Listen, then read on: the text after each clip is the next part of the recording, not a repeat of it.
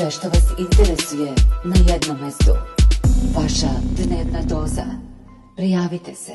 Predsjednik Srbije Aleksandar Vučić obratio se iz zgrade Generalnog sekretarijata.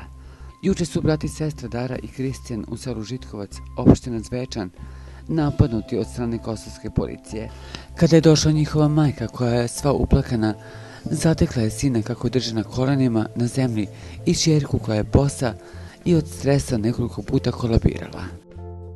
Vučić je izneo detalje razgovora sa majkom maltretirane dece, a zatim se osvrnuo na druge incidente na Kosovu i Metohiji u kojima su žrtve bili Srbi.